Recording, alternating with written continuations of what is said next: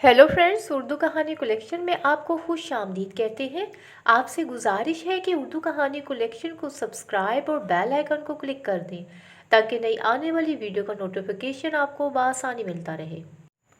आज की कहानी एक नौजवान की कहानी है जिसके साथ ये वाक़या पेश आया। आइए कहानी शुरू करते हैं।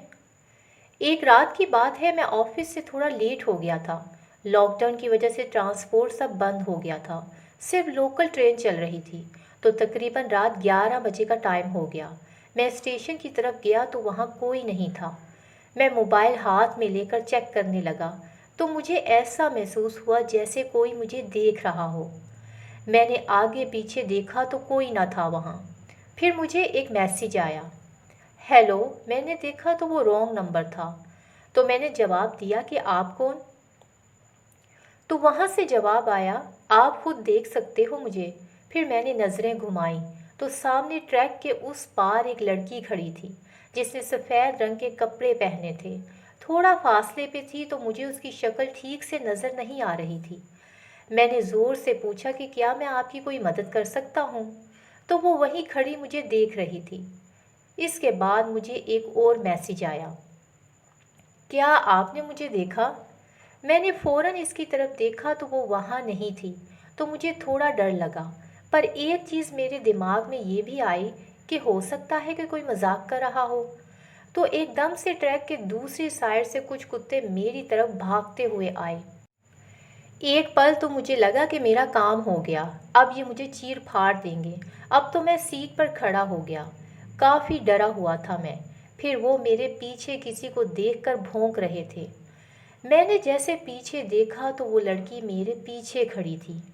और वो मंज़र जो मैंने देखा कि इसके दांत टूटे हुए थे और उसका आधा सर कुचला हुआ हो और खून निकल रहा था। एक आंख नहीं थी उसकी और उसका आधा जिस्म जैसे कटा हुआ हो।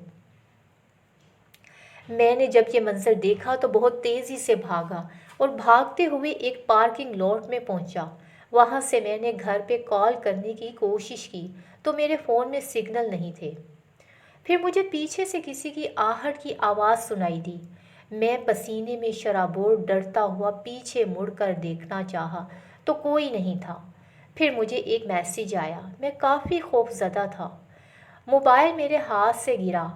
कांपते हुए मैंने मोबाइल उठाया।